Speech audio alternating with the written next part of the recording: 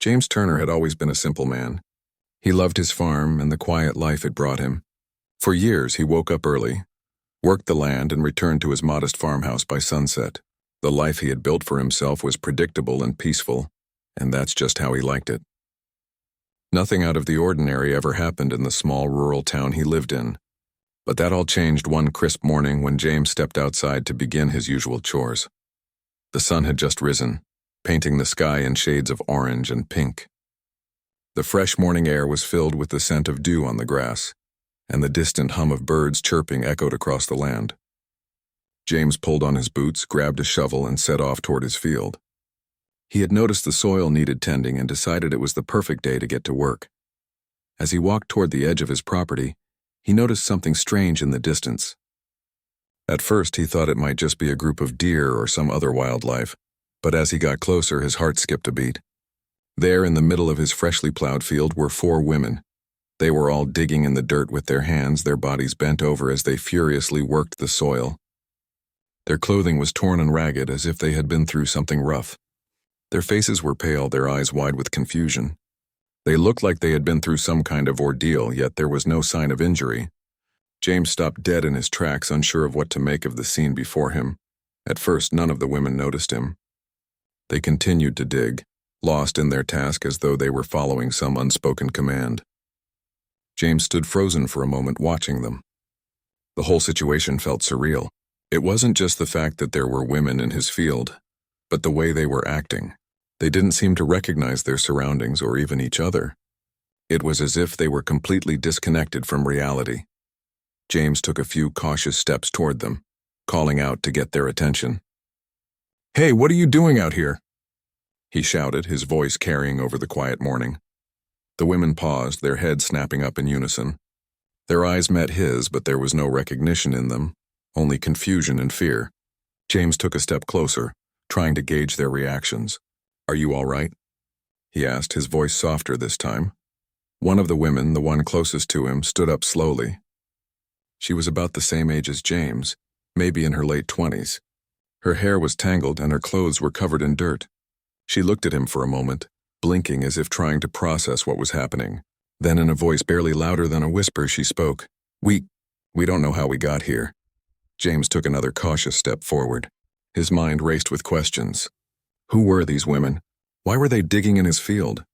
And more importantly, why did none of them seem to remember how they ended up there? The woman's words hung in the air for a moment. As the others stood up, they too looked at James with the same blank expression as if they were seeing him for the first time. None of them spoke, and none of them seemed to know each other. It was as if they had all woken up in the same strange place, completely unaware of what had brought them there.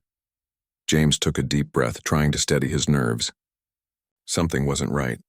The women's behavior didn't make sense, and their confusion only made the situation more unnerving. He looked around the field, half expecting to see something, or someone that could explain what was happening. But there was nothing, just the soft rustling of the wind through the trees and the quiet hum of nature. Realizing that standing there staring at them wasn't going to help, James motioned for the women to follow him. "Come on, let's get you out of this field," he said, his voice filled with concern. The last thing he wanted was for them to stay out in the open, looking lost and confused. The women didn't respond immediately, but when James began to turn and walk toward his farmhouse, they followed him. Slowly at first, then with more purpose, as if they were unsure whether to trust him but had no other choice.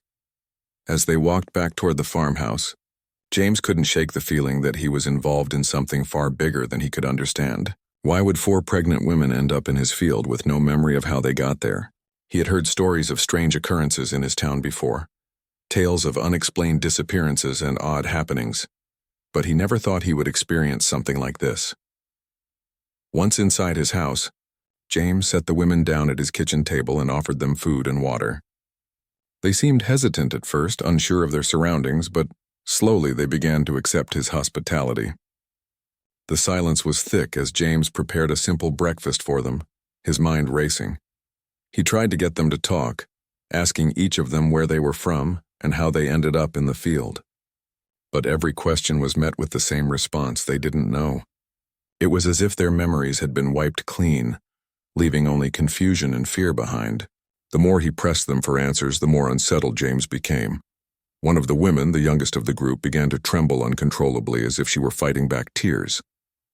Her hands were clenched tightly in her lap, and she kept glancing nervously at the other women. James noticed the way her eyes darted around the room as if she expected something or someone to appear at any moment. He tried to comfort her, but all she could do was mumble, "I don't remember." "I don't know." James's heart went out to her. He couldn't imagine the terror she must have felt, waking up in a strange field with no explanation. It was clear that all of them were in the same state of shock, and he didn't know how to help them. As the morning went on, the women began to relax a little, though their confusion never fully dissipated. James realized that they were in desperate need of help, and he had no idea where to turn. The authorities would need to be involved, but he didn't know how to explain what had happened. How could he tell them that 4 pregnant women had appeared out of nowhere, with no memory of how they got there? Feeling helpless, James made the decision to contact the local sheriff. Maybe he would have some answers, or at least be able to help figure out what was going on.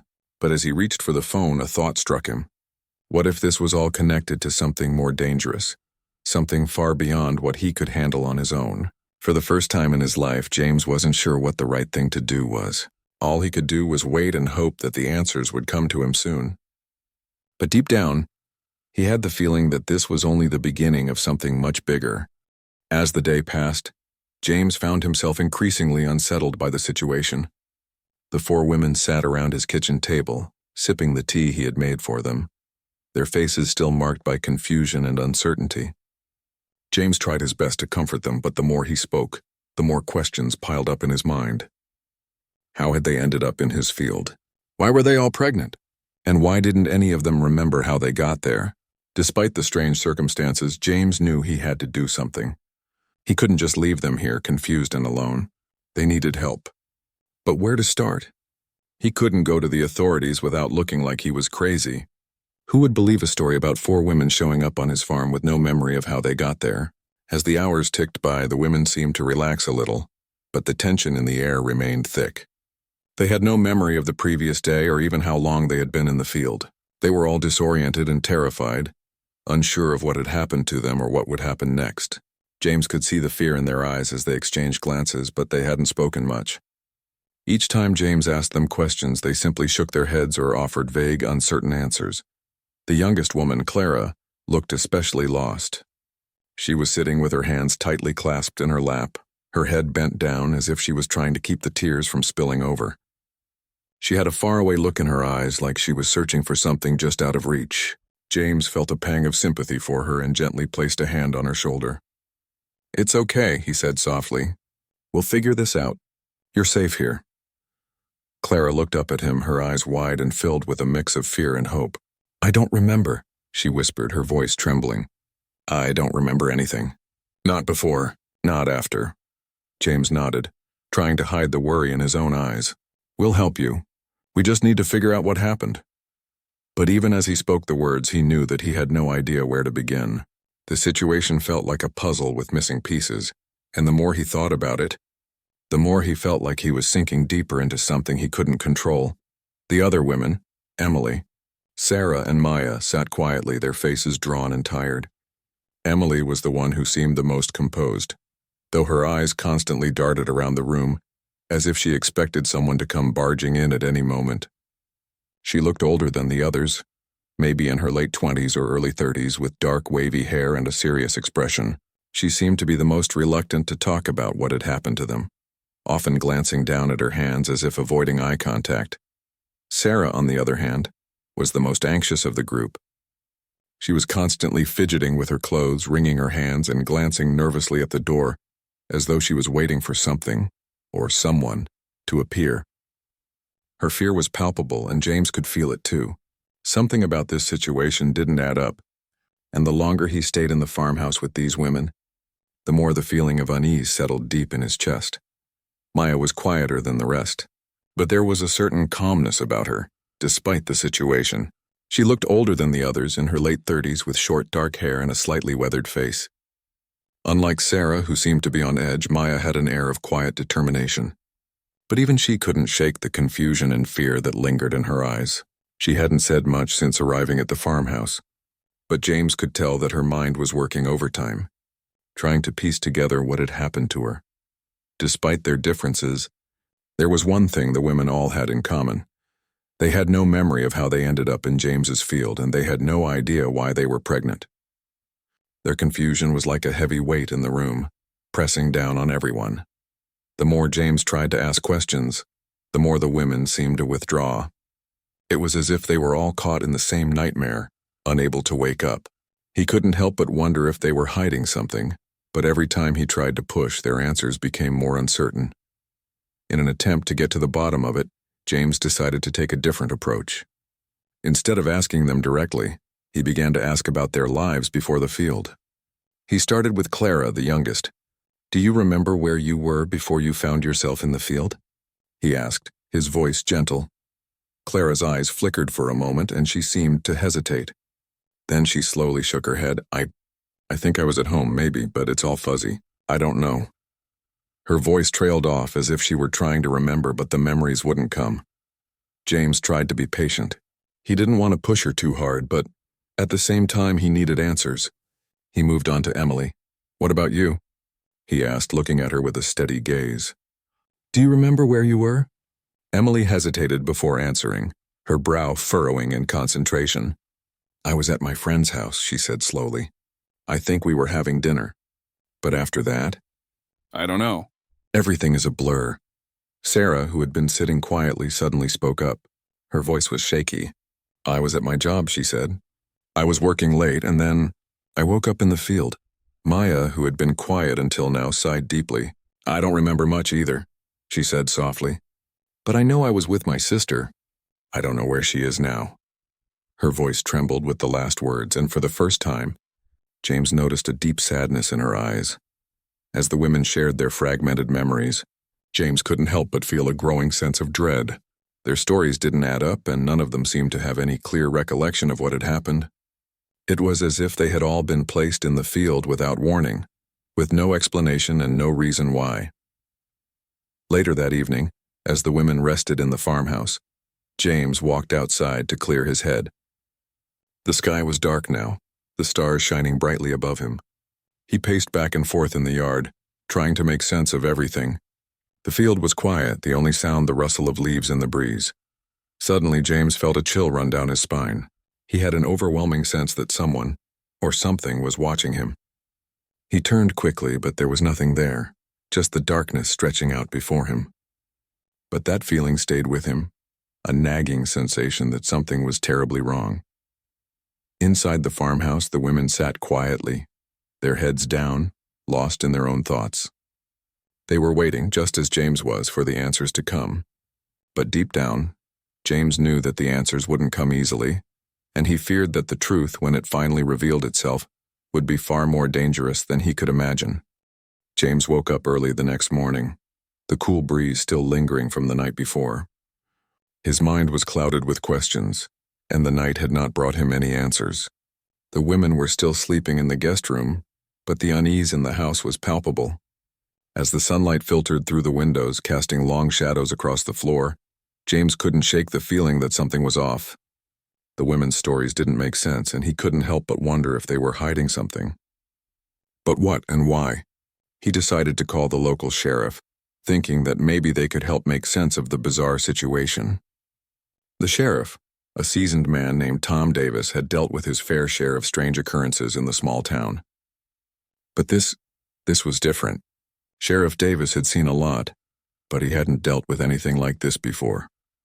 When Sheriff Davis arrived, he was as puzzled as James had been. He listened to James's story and spoke to the women, but each of them gave the same answer. They had no idea how they ended up in the field. There were no signs of struggle, no injuries, and no indication that anyone had forcibly placed them there. It was as if they had just appeared out of nowhere. Sheriff Davis didn't know what to make of it. "This is something we're going to need to investigate," he said finally, though his voice sounded uncertain. "I'll send some officers to search the area around the field, but I don't think we'll find anything useful. It's like these women just appeared." James nodded, feeling the same sense of confusion and helplessness. "What about their pregnancies?" he asked, trying to understand the full extent of the situation. None of them remember how far along they are. They don't even remember being pregnant until they woke up. The sheriff's brow furrowed. I'll have a doctor check them out. But this whole thing doesn't add up. It's like they're in some sort of trance, or maybe they've been drugged. James's thoughts raced. Could someone have drugged them? Was it possible that this was some sort of twisted prank? Or was it something more sinister? He couldn't ignore the growing sense of fear that gnawed at him, as if something was lurking just out of sight, waiting to reveal itself over the next few hours. Sheriff Davis organized a team to search the area around the field, hoping to find any clues that could shed light on the women's mysterious arrival. Meanwhile, James stayed behind to keep an eye on them. They were all still shaken, but they seemed to be calming down a little as the day went on. They ate the food James provided, but the silence between them was thick, as if they were all holding something back. James couldn't help but feel a deep sense of responsibility for them.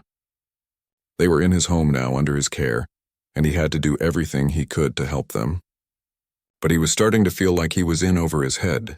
This wasn't just some misunderstanding or coincidence. Something was happening here. Something that didn't belong in the quiet, peaceful town he had known his entire life. As the afternoon wore on, the sheriff returned with a doctor in tow. The doctor, a middle-aged woman named Dr. Sarah Williams, quickly examined the 4 women. She checked their vital signs and ran a few tests to confirm their pregnancies. But just like the sheriff, she found nothing unusual, physically at least. All of the women appeared to be in good health, but their confusion remained unchanged. Their pregnancies seem normal, Dr. Williams said, though her tone was cautious. But there's no doubt that something strange is going on here. These women are not making this up. They truly don't know how they got here. James ran a hand through his hair, feeling frustrated. But what does that mean, he asked. What's really happening here? Dr. Williams shook her head. I wish I knew. This is beyond my expertise. I'll need to run some more tests, but I think the answers might lie somewhere else. James watched as the women exchanged nervous glances. They were quiet now, more withdrawn than before. It was as if they were all lost in their own thoughts, each trying to make sense of their situation, but finding nothing but blank spaces in their memories. Later that evening, James sat alone on his porch, the cool night air wrapping around him. He stared out into the darkness, the silence of the night amplifying his sense of unease. The crickets chirped in the distance, and the faint rustle of the wind could be heard in the trees. But despite the peaceful sounds of nature, James couldn't shake the feeling that something was terribly wrong. The mystery of the 4 women was just the beginning. He could feel it in his bones. There was something bigger at play here, and he was caught in the middle of it. Suddenly, James heard a sound behind him, a soft footstep on the porch. He turned to see Clara standing in the doorway, her face pale, her eyes wide with fear. Can I talk to you? She asked softly, her voice trembling. James stood up and nodded. Of course, Clara, what's on your mind? Clara hesitated for a moment before stepping forward. I need to tell you something, she said, her voice barely above a whisper. Something I remembered. James's heart raced as he listened closely. What is it? Clara's eyes darted nervously, and she seemed to be searching for the right words. I remember something from before we were in the field. I don't know how it fits into all this, but I think I need to tell you. James urged her to continue, but Clara paused again, as if the words were stuck in her throat. Finally, she spoke, her voice shaking. I remember being in a place. A building. It was dark. And there were other people, men, women. I don't know who they were. They were watching us. And there was this feeling. Like we weren't supposed to be there. Like we were part of something we couldn't understand. And then everything went black. And when I woke up, I was in the field. James's heart sank. What was she talking about? What building? Who were the people? He couldn't make sense of it, but he could see the fear in Clara's eyes. She wasn't making this up. Whatever had happened to them, it was real and it was terrifying. Are you sure that's all you remember? James asked, his voice gentle. Clara nodded slowly. That's all I can remember right now. But I think it's important. It feels like it's connected to everything that's happening. James stood there, stunned by her words. He had known that something was off, but now he felt a chill in his spine. Clara's memory seemed to be the missing piece of the puzzle, but it only raised more questions. What kind of place was she talking about? And who were the people she had seen? There were too many unanswered questions. And the more James thought about it, the more he realized that the truth was slipping further away from him. The pieces of the puzzle were starting to come together, but the picture they formed was far darker than anything James had imagined. He was now certain of one thing: this was no accident. The women's arrival in his field wasn't a random event. They had been brought here for a reason, and he had no idea what that reason was. As the night grew darker, James knew he had to find out more. He couldn't let this mystery consume him, but he knew he couldn't walk away from it either. The answers were out there, hidden somewhere, and James was determined to uncover the truth, no matter how dangerous it might be. The days that followed Clara's revelation were filled with a growing sense of urgency. James couldn't shake the image of the building Clara had described, dark and filled with strange people. It felt like a key to the mystery, but he had no idea where to begin his search for answers. The more he thought about it, the more he realized that the situation was spiraling out of control. These 4 women weren't just lost. They were part of something much larger, something darker, and he was in the middle of it. James spent the following morning pacing around his property, his mind racing with questions. He couldn't stop thinking about the building Clara had mentioned. What kind of place was it? Who were the people who had watched them? And why had they been brought here to his field? He had no answers, but he felt more determined than ever to find out. As he walked along the edge of his field, he tried to make sense of everything. The land around him was peaceful, the kind of place where nothing should go wrong. But now it felt like a stage for something sinister. The stillness of the place, which had once brought him comfort, now made him feel uneasy. There had to be something, somewhere, that could explain this. That afternoon, James decided to take action. He couldn't just wait for the sheriff or the doctor to find the answers. He needed to search for himself. He started by talking to the women again. He had hoped that perhaps one of them might remember something else, some detail that could help him understand the bigger picture. He sat down with Emily first, who had been quiet for most of the time. She had that same distant look in her eyes, as if she was trapped somewhere between reality and a memory she couldn't quite reach. She hadn't shared much, but James was determined to get more from her. He needed to understand why these women were in his life and what they were involved in. "Emily, I know it's hard," James said gently, his voice soft, "but anything you can remember might help us figure out what happened. Is there anything, no matter how small, that you can recall?" Emily looked at him for a long time, her eyes searching his face as if trying to decide whether she could trust him. Finally, she nodded. "I don't remember much," she said slowly, her voice hesitant. "But I think there were other women, other people like us. I remember being not alone, but there were others. They were talking about something, but I couldn't understand. It was like they were speaking in code or something. They said we had a purpose, but I don't know what it was." It didn't make sense. James leaned in, his interest piqued. "What did they mean by purpose?" Emily's face tightened, as if the words stirred something deep inside her. "I don't know. But I felt like they were trying to control us. They were making us do things that weren't normal, things that felt wrong. But I couldn't stop it." Her voice faltered as she spoke, and James could see the fear in her eyes. She was reliving a memory that haunted her. James sat back, his mind reeling.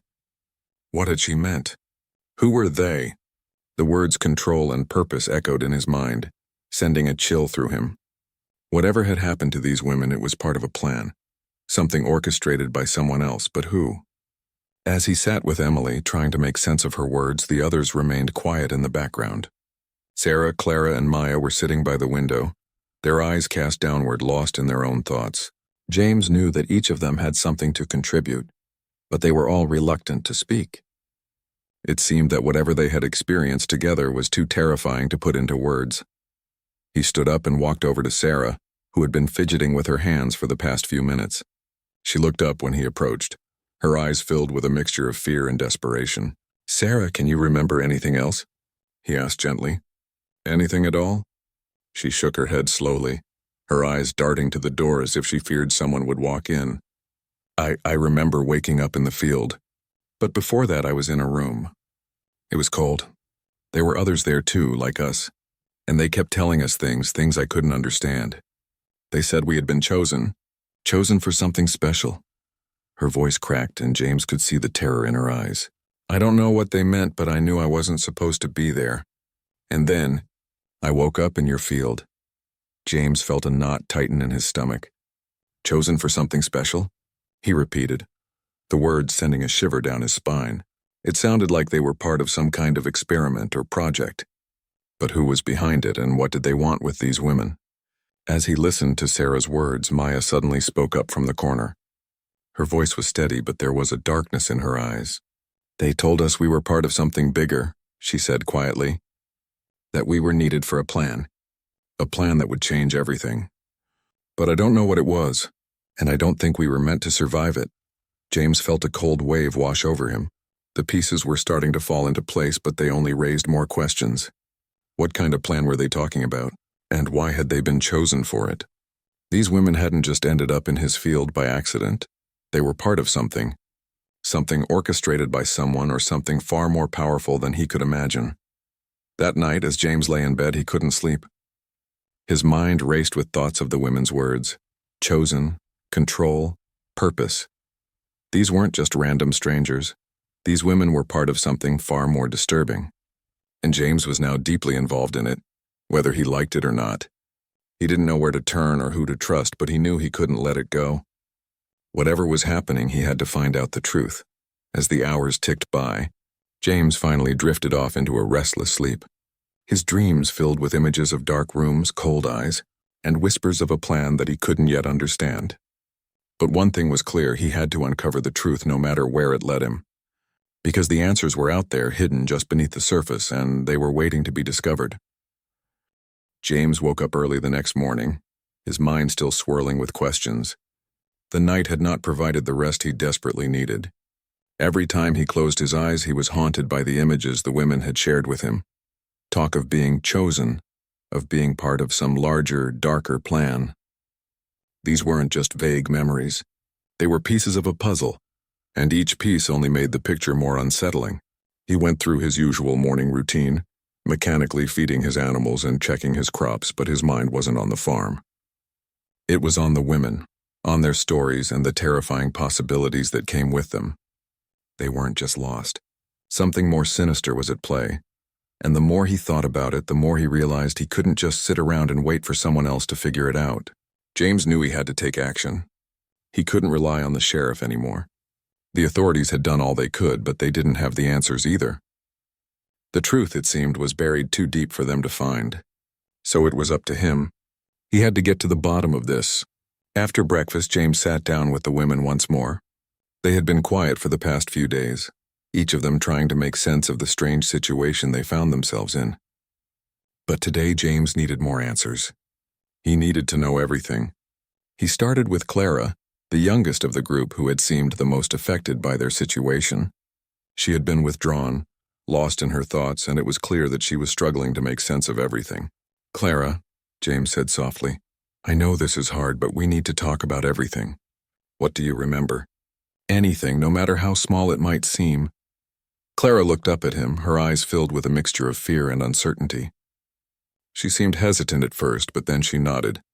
I remember being in that room, the cold room, and I remember them talking to us, telling us things, but I couldn't understand it.